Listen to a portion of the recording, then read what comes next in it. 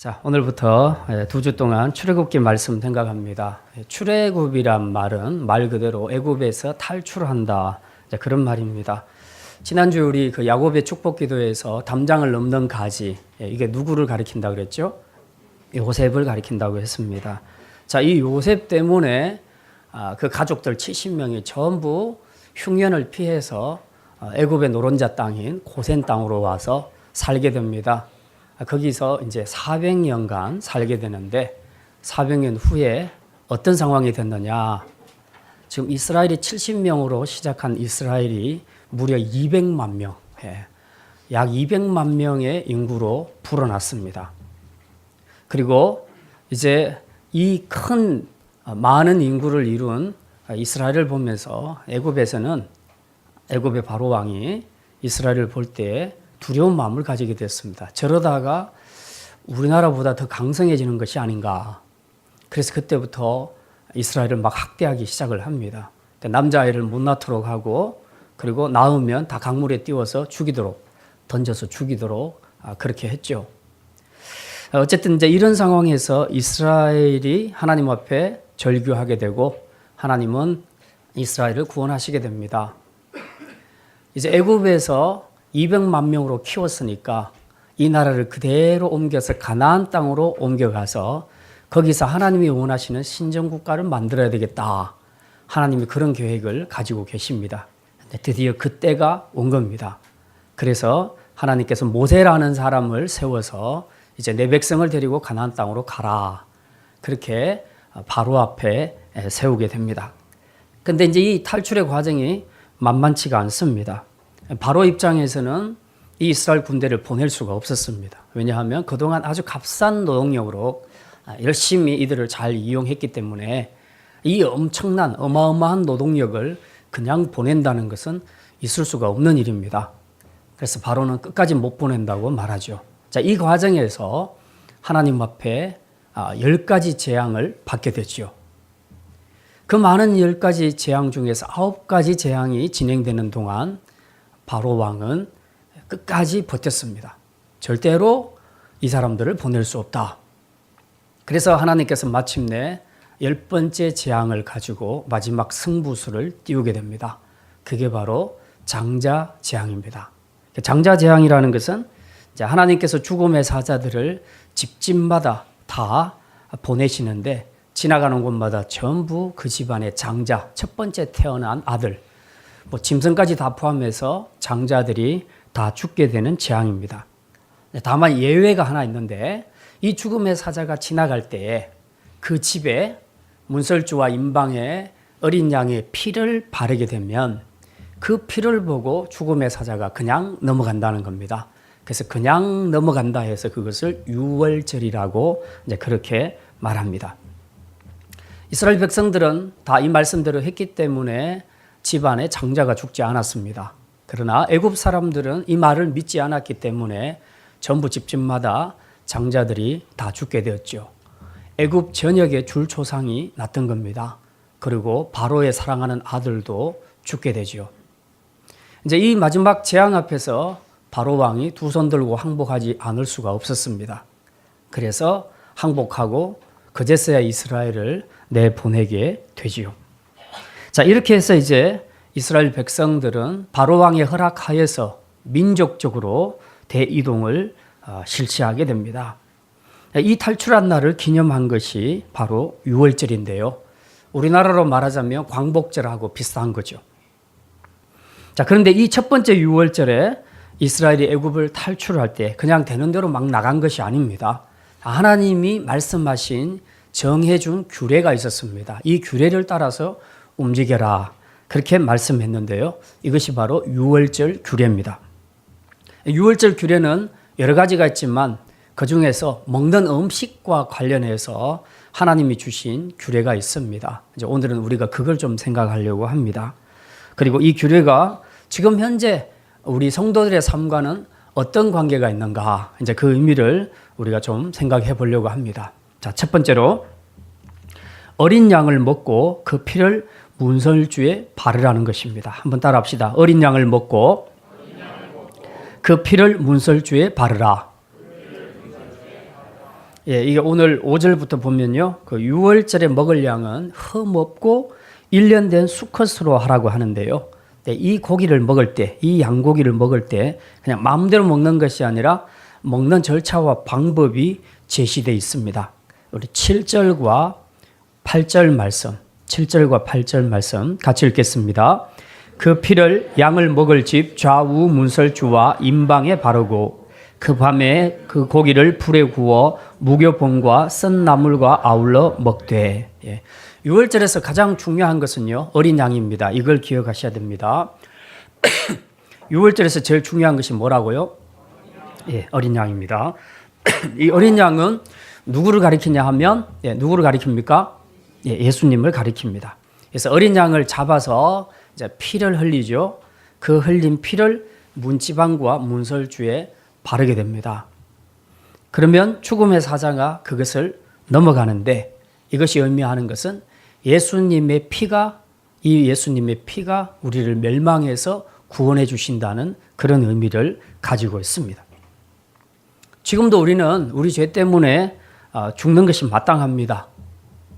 그렇지만 우리를 대속하신 예수 그리스도를 믿기만 하면 하나님께서 그 피를 보시고 우리를 죽음에서 구원해 주시는 것입니다. 이런 의미로 하나님은 이스라엘에게 유월절 어린 양을 잡으면 반드시 그 피를 문지방과 문설주에 바르라고 그렇게 말씀하신 것입니다. 자, 그러면 이제 이 어린 양의 고기는 구체적으로 어떻게 먹을 것인가? 여러분이 고기를 정육점에서 사오면 먹을 수 있는 방법이 주로 어떤 방법들입니까? 구워 먹는 방법, 삶아 먹는 방법, 예, 육회로 먹는 방법, 예, 여러 가지가 있습니다. 뭐 튀겨서 먹고, 예, 여러 가지가 있을 수 있죠. 자, 유월절에도 하나님께서 이 어린 양의 고기를 먹을 때 종류별로 먹고 싶은 대로 다 해먹어라 그렇게 말씀하지 않습니다. 9절과 10절에 보면요, 여기에 규례가 나와 있습니다. 9절 10절 같이 한번 읽겠습니다. 날 것으로나 물에 삶아서 먹지 말고 머리와 다리와 내장을 다 불에 구워 먹고 아침까지 남겨두지 말며 아침까지 남은 것은 곧 불사르라. 예. 여기 보니까 날 것으로도 안 된다는 거죠. 예. 이건 무슨 말이냐 하면 이방 종교, 우상 종교의 관습이 날 것으로 먹는 겁니다. 디오니소스 그리고 바카스 신. 여러분이 우리 약국에 가면 바카스 마시는 거 있죠. 예. 그게 원래 로마 신화에 나오는 주신 포도주 신 이름입니다. 그 포도주 신 이름이 바카스인데요. 이 바카스 신을 섬길 때는 제2의 짐승을 바쳐놓고 그 짐승을 날로 먹습니다. 날로. 예, 피채로 날로 먹습니다. 그래서 이런 방식으로는 절대로 하지 마라. 하나님께서 이방의 방식을 따라하지 못하게 했고요. 일단 물에 삶아서 먹지 마라. 애굽 사람들은 고기를 주로 물에 삶아서 먹습니다. 그래서 이것도 본받지 말라. 그러면 어떻게 해야 되냐? 구워 먹어라. 저도 개인적으로 구워 먹는 것을 좋아합니다. 자, 그런데 여기 보니까 구워 먹는데 어떻게 구워 먹어라? 보니까 머리와 다리와 내장을 다 통째로 구워 먹으라는 겁니다. 이게 무슨 말이냐면 좀 설명이 필요합니다. 유월절 어린 양은 절대로 꺾으면 안 됩니다. 뼈를 꺾으면 안 됩니다. 목과 다리와 몸통을 서로 단절시키면 안 된다는 거죠. 그대로 살려놔야 됩니다. 통뼈로 그대로 놔야 됩니다. 보통 이게 영화 같은 데 보면요, 막 멧돼지 같은 거 잡아가지고 긴 나무에다가 거꾸로 막 걸쳐놓고 밑에서 굽는 거 있죠. 그게 이제 통돼지 아닙니까? 요거는 꺾지를 않습니다. 그대로 먹는 거죠. 그런데 어린 양을 먹을 때 지금 이런 식으로 먹는 겁니다. 물론 이제 그 속에 배를 갈라서 내장은 다 꺼냅니다. 꺼내서 다 깨끗하게 씻어서 다시 집어넣습니다. 다시 다 집어넣고 그대로 통으로 구워 먹습니다. 어린 양의 뼈는 절대로 꺾지 못하도록 되어 있습니다. 그래서 예수님이 십자가에 돌아가실 때도 로마 군사들이 보통은 죽었는가 살았는가를 확인할 때 뼈를 꺾는데요. 그런데 예수님의 뼈는 꺾지 않았습니다. 이건 바로 이 유월절의 어린 양으로 오셨기 때문에 이 예언을 성취하기 위해서 로마 군사들이 뭐 알겠습니까? 그냥 이상하게 그날따라 다른 시체들은 다 꺾는데 예수님은 죽음을 확인하기 위해서 꺾지 않고요. 뭘로 합니까? 창 끝으로 옆구리를 찌르죠. 그래서 피와 물이 쏟아지는 것을 보고 아, 죽었구나. 그렇게 생각을 한 겁니다. 자, 이처럼 철저하게 유월절 어린 양은 예수님을 가리키고 예수님은 구약에 예언된 대로 그대로 성취를 하시는 겁니다. 그리고 양을 통째로 먹는다는 것은 이제 그리스도 안에서 모든 성도들이 서로 단절되지 않고 하나가 된다는 이제 그런 의미입니다. 아무튼 이제 이렇게 양고기를 먹죠. 어린 양 대신 그분 그 양고기를 먹는 것이 후에 성찬식으로 발전하게 됩니다. 혹시 기억나십니까? 예수님이 제자들과 함께 마지막 성찬을 하실 때에 그때 그 시기가 언제였죠? 날짜가 6월절입니다. 예. 자, 그때 예수님께서 제자들을 모아놓고 성찬식을 하시는데 떡을 떼주시면서 뭐라고 말합니까? 이것은 내 살이다. 내 살이다. 그렇게 말씀합니다. 이게 지금 6월절 양고기를 먹는 그것이 발전된 겁니다. 그 의미를 설명하면서 그 많은 날 중에 해필이면 6월절 날에 6월절 날에 어린 양이 죽었으니까 예수님도 죽는다. 그리고 이 고기는 너희가 먹어라. 내 살을 너희가 먹어라. 그렇게 해서 성찬식을 하게 된 것이죠. 그러니까 6월절을 지키는 이스라엘 백성들은 자신들을 위해 죽으실 어린 양, 그 어린 양의 피를 문에다가 바르고 그리고 그 고기를 다 먹음으로써 이제 죽음으로부터 구원을 받는 민족적인 성찬식을 거행을 하고 있다는 사실입니다. 자, 그리고 이제 두 번째 말씀입니다. 두 번째는 무교병과 함께 먹으라는 겁니다. 자, 한번 따라하겠습니다. 무교병과 함께 먹으라. 우리 8절 말씀 다시 한번 같이 읽겠습니다. 그 밤에 그 고기를 불에 구워 무교병과 썬 나물과 아울러 먹되. 어린 양의 고기를 먹을 때 두 가지를 같이 먹으라 하죠. 뭡니까? 무교병과 썬 나물. 무교병과 썬 나물. 어릴 때 저는 무교병이 무슨 말인지를 몰랐어요. 그래서 무슨 병을 들고 통째로 뭘 먹나 그렇게 생각을 했는데 그 병은 아니고 떡병입니다. 없을 무자에 누룩 교자. 그래서 누룩이 없는 떡, 누룩이 없는 빵. 그것이 바로 무교병입니다. 일반적으로 빵을 만들 때는 누룩이 반드시 들어가야 합니다. 누룩이 들어가야지 발효가 돼서 빵이 이제 부풀어 오르죠. 그러면 누룩 들어간 빵은 굉장히 부드럽습니다. 그리고 맛이 있죠. 맛있는 빵은 굉장히 부드럽습니다. 입에서 살살 녹지요. 근데 누룩이 없는 빵은 딱딱합니다. 그래서 발효가 되지 않았기 때문에 딱딱한데요. 지금 하나님께서는 이 출애굽하는 이스라엘 백성들에게는 누룩이 없는 무교병을 먹으라고 말씀합니다. 왜 그랬을까? 두 가지 이유가 있는데요. 하나는 지금 급하게 나가야 되니까 발효시킬 시간이 없는 겁니다. 그리고 두 번째는 이 누룩이 의미하는 것은 종교적으로 도덕적으로 부패를 의미합니다. 종교적인 부패, 도덕적인 부패를 의미하기 때문에 하나님께서는 이걸 넣지 말라고 그렇게 말하죠. 실제로 레위기에도 보면 하나님께서 모든 소재물을 받으실 때 그 안에 누룩을 넣지 말라고 그렇게 말씀합니다. 잠깐 한번 확인해 보겠습니다. 레위기 2장입니다. 출애굽기 바로 뒤에 레위기가 있는데요. 오늘 말씀 거기다 펴놓으시고 레위기 2장 잠깐 보겠습니다.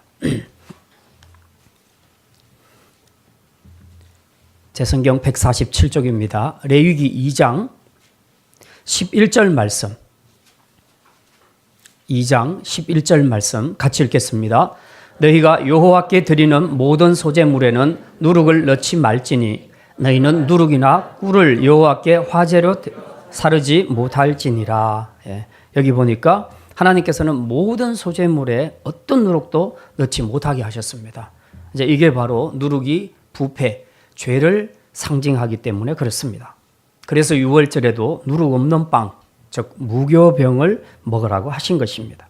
애굽하면 우리가 영적으로 생각하는 것은 죄된 세상, 죄악된 세상을 의미합니다. 그래서 애굽에서 탈출하라는 얘기는 죄악된 세상에서 나오라는 그런 뜻입니다. 그렇다면 지금 죄악된 세상을 의미하는 애굽에서 나가는 마당에 이 죄를 의미하는 누룩을 먹을 수 있겠느냐 하는 거죠. 이제부터는 우리가 새 사람이 될 거니까 이제 누룩 있는 빵은 먹지 말자. 그렇게 해서 그걸 상징하는 의미로 무교병을 먹으라고 하신 것입니다. 이것이 신약 시대에도 영적으로 똑같이 적용됩니다. 구원받은 성도들이라면 반드시 그들의 삶에서 누룩이 제거돼야 된다 하는 그런 교훈을 사도 바울도 주고 있습니다. 우리 한 군데만 더 찾아보겠습니다. 신약 성경 고린도전서 5장입니다. 고린도전서 5장, 제 성경으로 신약 267쪽입니다. 고린도전서 5장 7절과 8절 말씀, 7절과 8절 말씀 같이 읽겠습니다. 너희는 누룩 없는 자인데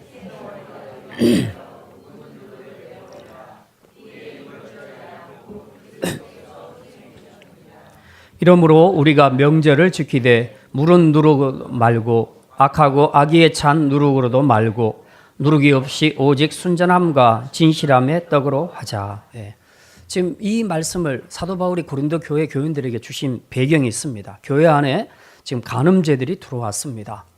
그리고 각종 죄악들이 교회 안에 들어와서 누룩처럼 막 퍼지고 있습니다. 그런데 성도들이 아무개 집사가 지금 자기 아내를 버리고 이제 다른 여자와 동거하기 시작했고, 이런 참 좋지 못한 이런 죄악들을 범하는 것을 보고 많은 사람들이 우리도 저렇게 살아도 되겠구나 라고 생각하고 다른 사람들도 다 그 죄를 따라 하더라는 거죠. 이걸 보고 사도 바울이 고린도 교인들을 향해서 이제 묵은 누룩을 제거하라고 그렇게 말씀합니다. 한 사람이 죄를 지으니까 다른 사람들도 그 영향을 받아서 따라하게 되는 것. 누룩이 이게 확장되기 시작하면 자기만 죄 짓는 것이 아니라 다른 사람들도 함께 죄 짓도록 만든다는 거죠. 이 누룩이라는 것은 빵 안에 들어가기 시작하면 계속해서 부풀리는 그런 역할을 합니다. 이 인간 안에 들어온 죄도요, 가만히 놔두면 그냥 한 사람 안에 머무는 것이 아니라 이 죄가 자꾸만 공동체 안에 있는 다른 사람들에게도 전염을 시킵니다. 그렇게 해서 여러 사람을 죄 짓게 만드는 것, 이것이 바로 죄, 누룩이라는 거죠. 그래서 이걸 제거하지 않으면 교회 공동체 전체가 자칫 죄로 물들 수 있다는 것입니다. 재작년인가요? 우리 메르스 사건이 있었던 것이 병원마다 전염되지 않게 하려고 아주 철저하게 차단하고 애를 많이 썼습니다. 최근에는 지금 AI 때문에 또 나라가 많이 심각합니다. 닭고기, 오리고기 식당들이 전부 문을 닫고 계란값도 3배, 4배씩 막 오르고 그랬습니다. 이 AI가 완전히 잡힐 때까지는 이제 모든 조류의 이동을 금지시킵니다. 왜냐? 그렇지 않으면 남은 성성한 조류들이 다 전염돼서 죽을 수 있기 때문에 그렇습니다. 근데 영적으로도 마찬가지입니다. 교회 공동체 안에 죄를 가만히 두게 되면 시간이 지날수록 누룩처럼 다 번져갑니다. 그래서 결국은 공동체가 영적으로 무너지게 되는 것이죠. 그래서 우리는 교회 공동체 생활을 할 때 항상 조심스럽게 주의 깊게 잘 살펴보아야 합니다. 혹시 우리 공동체 안에 어떤 죄가 들어오고 있는가, 또 그것들이 들어와서 다른 사람들에게 확산되어 가고 있지는 않는가, 이런 것들을 봐야 합니다. 그렇다고 해서 꼭 특별하고 이상한 죄를 생각할 필요는 없습니다. 누룩이란 것은 그저 우리 삶 속에서 다른 사람들에게 안 좋은 영향을 끼칠 수 있는 말과 행동, 이런 것들은 전부 다 누룩이 될 수 있습니다. 언젠가 제가 우리 청소년부를 보면서 그런 것을 봤습니다. 요즘은 청소년들이 게임방에서 게임하는 것이 아주 보편화되어 있습니다. 거의 보편적인 문화가 되어 있습니다. 근데 문제는 토요일 밤 늦게까지 이제 게임을 하는데, 더 심각한 경우는 주일날 새벽까지 게임을 한다는 거죠. 자, 이제 이런 친구들이 새벽까지 게임을 하게 되면 이제 집에 돌아가서 몇 시간 잘 수 있겠습니까? 주일날 아침 예배가 9시인데. 그러면 불과 한 서너 시간, 두세 시간밖에 못 잡니다. 그러니까 이런 애들은 대체적으로 지각을 하거나 결석할 가능성이 높고요. 그리고 간신히 예배에 참석을 했다 하더라도 예배 시간에 전부 다 뭐 하겠습니까? 졸습니다. 다 졸고 있습니다. 이게 참 문제라는 거죠. 자, 근데 문제는 자기만 그런 것이 아니라는 거죠. 자기가 그렇게 하는 행동을 새로 나온 친구들이 봤단 말입니다. 그리고 밑에서 올라오는 동생들이 봤단 말이에요. 그러니까 저 형 일요일날 새벽까지 게임을 하네? 그러니까 아무 생각 없이 그냥 그대로 다 받아들이는 겁니다. 그래서 어느덧 동생들도 다 함께 일요일 새벽까지 전부 게임을 하게 되는 거죠. 그 누룩은 완전히 이렇게 해서 다 확산되어 가는 것입니다. 아이들이 예배 시간에 떠드는 것, 핸드폰 꺼내놓고 딴짓하는 것, 그리고 집에서 헌금하라고 부모님께 받아온 돈을 가지고 헌금은 안 하고 그냥 게임방에 가서 다 써버리는 것, 이런 것들도 다 마찬가지입니다. 자기는 그냥 자기 행동으로 그렇게 했을 뿐이지만 그걸 다 알고 있는 새로 나온 친구들이나 아니면 밑에서 올라온 동생들은 그걸 보면서 그냥 자연스럽게 배우게 되는 것이죠. 뭐 사실 게임방에서 일요일 새벽까지 했다고 해서 하나님께서 벼락을 내리지는 않지 않습니까? 그러니까 아무 일 없고 잘 살고 있으니까 이제 다른 친구들도 그렇게 생각을 하는 거죠. 그렇게 해서 어느덧 시간이 지나면 공동체 전부가 다 이런 식으로 가게 되는 겁니다. 누룩은 특별한 게 아닙니다. 내가 아무 생각 없이 하는 잘못된 행동이나 말, 이런 것들이 다른 사람들에게 영향을 줘서 점차 공동체가 믿음의 자리에서 제대로 서지 못하게 하는 것, 바로 그게 누룩이라는 거죠. 그래서 누룩은 누구나 될 수가 있습니다. 특별히 먼저 믿은 친구들, 또 선배들, 그리고 특별히 우리 청년 교사들이 주의를 해야 합니다. 먼저 믿은 선배나 혹은 가르치는 청년 교사들이 행동으로 본을 보이지 못하면 아무리 이론적으로 아이들에게 성경을 가르쳐도 그들은 교사라기보다는 공동체를 오염시키는 누룩으로 전락될 수 있다는 것을 우리는 분명히 기억을 해야 합니다. 아이들뿐만 아닙니다. 우리 어른들도 마찬가지입니다. 특별히 교회 안에서 리더들은 말과 행동에 조심할 필요가 있습니다. 왜냐하면 리더들의 말과 행동은 곧 초신자들에게 혹은 우리 자녀들 다음 세대들에게 그대로 영향을 미치기 때문에 그렇습니다. 그래서 우리가 말하고 행동할 때 가장 먼저 생각해야 될 것은 뭐냐? 지금 내가 말하고 행동한 이것을 누군가가 초신자나 우리 자녀들이 그대로 나를 따라서 해도 좋겠는가를 생각해 보라는 거죠. 내가 지금 말하고 행동하는 것을 우리 애들이 혹은 초신자들이 절대로 본받으면 안 돼라고 생각하면 하지 말아야 되는 겁니다. 리더들이 혹은 신앙의 선배들이 봉사를 자원함으로 신실하게 잘 섬기면 초신자도 의뢰이 그런 줄 알고 섬기는 것을 배우게 됩니다.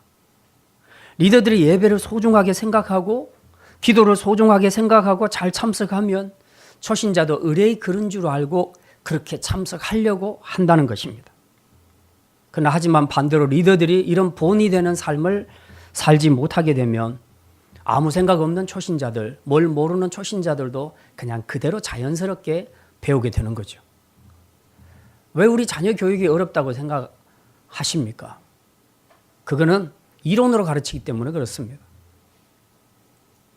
음이 교회가 자기는 옆으로 기어가면서 새끼 교육에 똑바로 걸으라는 거하고 똑같은 거죠. 가르침 자체는 지극히 정상인데 문제는 본인이 그렇게 살지 않습니다. 그러니까 아이들은 이론보다는 부모들의 삶을 들여다봅니다. 삶을 통해서 훨씬 더 정확하게 배우는 거죠. 그리고 아이들은 이미 압니다. 부모들의 신앙 수준이 어느 정도인지. 말을 아무리 그렇게 해도 우리 부모는 그 정도 수준이 아니라는 걸 아이들이 더 잘 압니다. 그래서 우리는 우리 말과 행동 정말 책임 있게 해야 합니다. 이제 우리가 이 말씀 앞에서 누룩 이야기할 때 6월절 누룩 없는 그런 무교병을 이스라엘이 먹었다. 그게 나하고 아무 관계가 없는 얘기 같지만 그 말씀이 오늘 우리 삶 속에서 굉장히 중요하게 영향을 미치고 있는 진리라는 것을 우리는 기억해야 합니다. 잘 보십시오. 여러분의 구역 분위기가 지금 어떻게 흘러가고 있습니까? 우리 교회 분위기가 어떻게 흘러가고 있는지 우리가 한번 정직하게 돌아볼 필요가 있습니다. 나는 우리 구역에 혹은 나는 우리 교회 공동체에 좋은 누룩으로 좋은 영향을 끼치고 있는지 아니면 그들의 힘을 빼고 또 그들로 하여금 믿음의 자리에서 떠나게 하는 그 일에 일조를 하고 있는 것은 아닌지 우리가 스스로 정직하게 돌아볼 필요가 있습니다. 그래서 올해는 누가 나를 본받아도 나는 자신 있다 할 정도로 말과 행동에서 본을 보여서 건강한 구역, 건강한 교회로 세워져 갈 수 있기를 주님의 이름으로 축원합니다. 마지막 세 번째입니다. 쓴 나물을 함께 먹으라는 거죠. 한번 따라합시다. 쓴 나물을 함께 먹으라. 아까 8절에서 우리가 봤는데요. 유월절 양고기와 함께 먹어야 할 두 가지가 하나는 누룩 없는 무교병, 그리고 또 하나는 쓴 나물이라고 합니다. 그럼 맛있는 나물도 많은데 왜 하필 쓴 나물을 먹으라 하는가? 지금 양고기를 먹는데 지금 함께 곁들여서 먹는 빵을 보니까 누룩이 없습니다. 딱딱한 빵이라는 거죠. 이것도 지금 맛이 없는데 거기다가 쓴 나물을 같이, 쓴 야채를 같이 넣고 먹으라는 거죠. 저는 햄버거나 샌드위치를 되게 좋아하는 편입니다. 제과점에 가도 단빵은 잘 안 먹어요, 저는. 그런 거는 가끔 사고 대부분은 햄버거 아니면 샌드위치를 좋아합니다. 그런데 이 햄버거나 샌드위치를 보면 빵이 일단 부드러워야 됩니다. 그리고 그 속에 아주 잘 익은 고기가 하나 들어가야 되고요. 그리고 여기에 아삭아삭 씹히는 양상추가 들어가야 됩니다. 그리고 보기 좋게 갖가지 야채들이 들어가야 됩니다. 지금 오늘의 요리를 하고 있습니다. 자, 이렇게 이 빵을 먹을 때 이 모든 것들이 어우러져서 아주 한번 딱 씹으면 정말 입에서 싹싹 녹는, 살살 녹는 이런 식감들. 이걸 다 던져버리고 빵도 딱딱해. 야채도 케일하고 쓴바기를 집어넣었어. 그래가지고 샌드위치 햄버거라고 먹었는데 막 전부 쓴 거야, 맛이. 이거 먹을 수 있겠냐고요. 정말 어렵죠. 요즘 세대들은 잘 안 먹습니다. 야채를 잘 안 먹어요. 고깃집에 가서 고기를 사줘도요, 어른들은 이렇게 다 상치 쌈하고 깻잎 쌈하고 이렇게 해서 먹는데요, 애들은 계속 고기만 먹습니다. 야채를 안 먹어요. 그런 아이들에게 쓴 야채를 줬다. 케일하고 싸 먹어라. 그러면은 먹겠습니까? 안 먹죠. 우리 하영이도 절대로 안 먹어요. 먹으라 했더니 한번 그러더라고. 왜 이렇게 쓴 걸 먹냐고. 그 먹어야 될 이유가 없다는 거죠. 그래서 제 말, 쓴 것이 몸에 좋느니라. 양약은 고구이나 이어병이라. 자, 이렇게 쓴 나물이나 야채 같은 것을 우리가 잘 안 먹는데요. 그런데 유월절에 이스라엘 백성에게는 하나님께서 이걸 먹으라고 말씀하고 있습니다. 그러니까 이제 그런 생각이 들 수 있죠. 아니, 이 즐거운 날에, 광복절을 맞이하는 이 즐거운 날에 기왕이면 맛있고 달콤한 케이크 같은 걸 주지. 어쩌자고 이렇게 쓴 야채를 주고 딱딱한 빵을 줘서 이걸 먹게 하는가? 그 이유가 있습니다. 쓴 나물을 먹게 한 이유가 있어요. 쓴 걸 먹으면 우리가 저절로 인상이 찌푸러지지 않습니까? 그래서 그냥 내뱉고 싶죠. 말하자면 이 쓴 나물은 애굽에서의 괴로운 노예 생활을 잊지 말라는 겁니다. 이걸 기억하라는 거죠. 쓴맛 나는 나물, 쓴맛 나는 야채를 씹으면서 내뱉고 싶어도 참고 씹으면서 넘기라는 거죠. 그러면서 생각하라는 겁니다. 아, 우리의 노예 생활이 너무 괴롭고 힘들었구나. 근데 그걸 생각을 하라는 거죠. 그러면서 이 괴로운 노예 생활에서 나를 건져주신 하나님 감사합니다. 그렇게 감사하라는 거죠. 말하자면 쓴나물은 고난입니다. 눈물로 빵을 먹어보지 않은 자는 인생을 논하지 말라고 했죠. 이런 쓴맛의 고난을 경험해 보지 않은 사람은 진정으로 구원을 줘도 구원의 기쁨을 잘 모릅니다. 은혜에 대한 감사도 하지 못하게 되는 것입니다. 우리가 인생을 살면서 종종 원치 않는 쓴맛을 볼 때가 있습니다. 그렇지만 그것이 꼭 나쁜 것이라고 말할 수는 없습니다. 인생의 쓴맛을 알아야 단맛의 고마움을 알게 되기 때문에 그렇습니다. 6.25 전쟁을 겪었던 연로한 세대들, 아마 여기도 몇 분이 앉아 계신데요. 이분들은 웬만한 음식을 가져다 줘도 다 감사하게 맛있게 잘 드십니다. 예전에 제가 자랐던 교단에 그 원로 목사님이 한 분 계셨는데요. 그분은 일제시대에 그 고문까지 받았던 그런 분이에요. 근데 그분은 주일날 낮에 교인들이 함께 식사하는데 생선을 먹는데 그 뼈에 살이 남아있는 상태로 나갔다. 그러면 난리가 나는 거예요. 교인들 다 불러놓고 아주 호통을 치는 거예요. 이거 다 빼서 먹으라고. 그러니까 본인은 감옥 안에서 생활할 때 정말 그 먹을 것이 너무 없으니까 이 마루 그 교도소 안에 마루 결이 있잖아요. 결 사이에 끼어 있는 마른 밥알들 끄집어내서 먹고요. 콩알 끄집어내서 먹고요. 그렇게 생활하신 분이에요. 근데 나와서 이 자유로운 남한 땅에서 보니까 지금 먹는 것이 그냥 막 나가는 거거든요. 여러분들 잘 한번 생각해 보세요. 집안에서 음식 쓰레기로 배출을 하는 것이 진짜 못 먹는 걸 버립니까? 저도 지금 저희 집안에서 최대한 안 버리려고 무지무지 애를 쓰고 있거든요. 그 밖으로 안 버리고 다 이쪽으로 버리도록 하고 있습니다. 사모님은 열심히 밖으로, 나는 열심히 이쪽으로. 이렇게 해야 되는데 이게 너무 우리가 보면 이 음식들을 너무 쉽게 생각을 합니다. 지금의 어린 세대들은 지금 6.25를 겪었던 이런 연세 드신 세대들에 비해서 정말 입이 까다롭고요. 그리고 감사할 줄을 잘 모릅니다. 왜 그렇습니까? 인생의 쓴맛을 못 봤기 때문에 그렇습니다.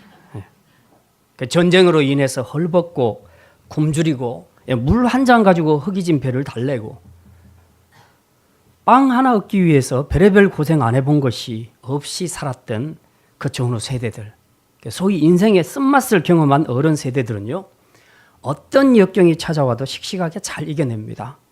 그리고 그런 분들은 아주 작은 것 앞에서도 감사합니다. 그런데 고난을 겪어보지 않는 이 젊은 세대들은 조그만 어려움이 생겨도 다 포기해버리고 그렇게 해버립니다. 아주 연약합니다. 그리고 작은 것 앞에서 감사할 줄을 모릅니다. 요컨대 인생의 고난과 쓴맛을 기억할 때에 우리 안에 감사가 넘치고 인내심이 생기게 된다는 거지요. 6월절에 쓴 나물을 먹는 이스라엘뿐만 아니라 우리 성도들 또한 앞으로 인생을 살아가면서 분명히 많은 고난과 환난이 있을 겁니다. 그렇지만 그런 고난의 순간도 우리가 믿음으로 잘 받아들이고 그 쓴 나물을 씹어야 합니다. 그리고 삼켜야 합니다. 왜냐? 이 쓴 나물이야말로 6월절에 모든 장자들이 다 죽어나가는 그런 멸망의 구도 속에서도 이스라엘을 유일하게 살게 했던 명약, 최고의 한약이 바로 쓴 나물이었다는 것을 믿으시기를 바랍니다. 고난 없이는 영광도 없다는 사도 바울의 말씀을 붙잡고 이제 구원받은 성도로서 세상 복만 누리려고 챙기려고 하지 말고 하나님이 허락하신 쓴 나물도 고난도 기꺼이 믿음으로 받아 더 힘있게 서고 날마다 감사하며 사는 복된 성도들이 되시기를 바랍니다. 이제 말씀을 마칩니다. 6월절 규례는 출애굽하는 이스라엘에게만 주어진 교훈이 아니라 영적으로 출애굽하여 세상에서 하나님 나라 백성으로 구원받은 우리 성도들에게도 동일하게 주어진 말씀인 줄 믿습니다. 그래서 요약합니다. 첫 번째는 구원받은 백성답게 날마다 어린 양 되신 예수 그리스도의 보혈의 은혜를 생각하며 날마다 성찬하는 마음으로 주님과 연합하여 살아가시기를 바랍니다. 둘째로 우리 생각과 삶 속에서 누룩을 제거하시고 우리 가정뿐만 아니라 우리 구역과 우리 교회 공동체가 거룩을 지켜갈 수 있도록 말과 행실에서 본이 되는 좋은 누룩이 되시기를 바랍니다. 마지막으로 인생에서 쓴 나물을 먹어야 할 상황이 왔을 때에 거부하지 말고 입에서 내뱉지 말고 원망하고 불평만 하지 말고 믿음으로 잘 받아들여서 이제 이 고난 후에 주실 영광을 소망하며 날마다 어려움 속에서도 감사하며 인내하며 살아갈 수 있는 구원받은 6월절 백성들로 살아갈 수 있기를 주님의 이름으로 축원합니다.